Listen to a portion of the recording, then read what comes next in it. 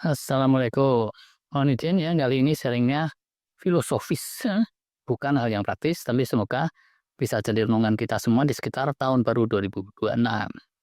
Selamat tahun baru ya, buat yang merayakan, selamat liburan, selamat atas segenap pencapaian di tahun-tahun yang telah lalu. Soal fasting, puasa, intermittent fasting, atau extended fasting, atau prolong fasting, itu dengan berbagai variannya ya, kita tahu kalau caranya benar, kalau caranya mengikuti suatu guidelines atau pakem yang semestinya, itu banyak manfaatnya, banyak hikmahnya, itu hal yang positif, itu hal yang baik. Baik, positif, banyak hikmahnya, tapi kalau disuruh nyebutin semua hikmah positifnya, saya nggak akan bisa. Nah, ilmu dan pengetahuan kita semua itu emang terbatas kayak. Pakar yang paling jago, paling ahli sedunia sekalipun, dibantu 1000 pakar lain atau lebih, emang ada yang bisa menjembreng hikmahnya fasting puasa itu secara benar-benar lengkap, nggak kececer barang satu pun.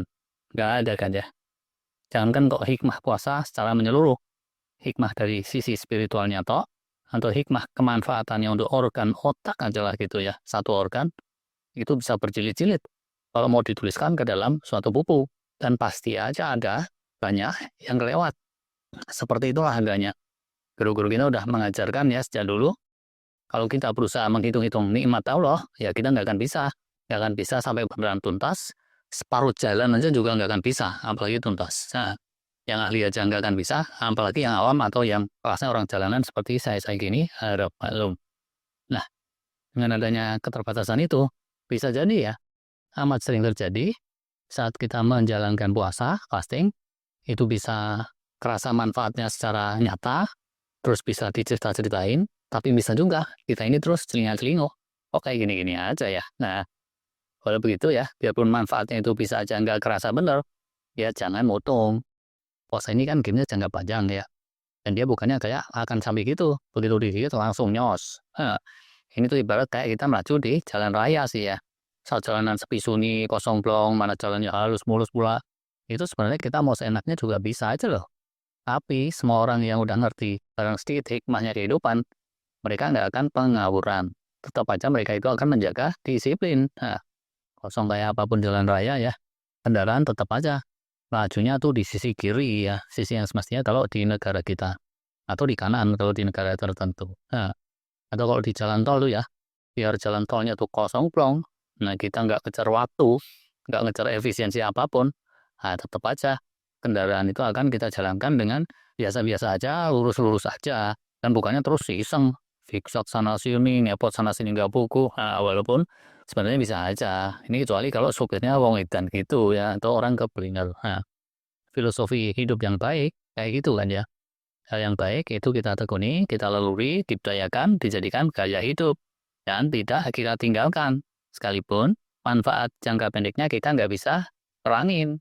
Sekalipun manfaat yang kasat matanya dalam jangka pendek nggak bisa kita lihat. Nah, sikap kita mestinya seperti itu. Dalam fasting juga pastinya kayak gitu. Saya lihat tuh, ada ya penggiat fasting yang short-sighted.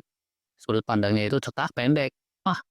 Saya nggak ngerasain manfaat apa-apa tuh dari fasting. Udahlah, ogah, saya nggak mau fasting lagi. Lah, memangnya kalau dia berhenti fasting itu ya, dia bisa melihat banyak manfaat.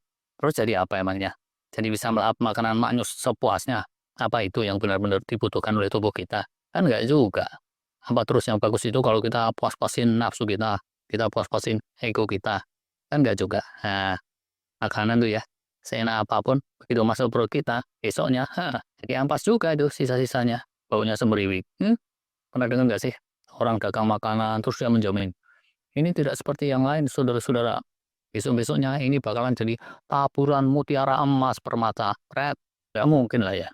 Soal manfaat puasa, fasting, di kanal kita sini udah sering tuh kita ulas. Tapi seperti di awal tadi udah kita sampaikan, nggak mungkin segala manfaat dan hikmah itu tersampaikan tuntas 100%. Pasti aja masih banyak yang kececer, yang disampaikan pakar-pakar dunia aja kayak gitu ya, apalagi yang disampaikan oleh kanal kayak punya kita ini. Kalau begitu ya, kalau kita udah yakin bahwa puasa itu merupakan hal yang baik, ya ditekuni aja lah terus, jangan berhenti. Kalau memang butuh makna, butuh purpose dari laku fasting yang kita jalani, ya purpose itu selalu bisa kita munculkan kok. Sekalipun untuk kesehatan saya ini manfaatnya apa saya juga nggak bisa terangin, tapi seenggaknya ya, disiplin puasa yang saya jalani ini bisa menginspirasi anak cucu, handetolan sekeliling untuk punya disiplin diri. Nah, misal begitu.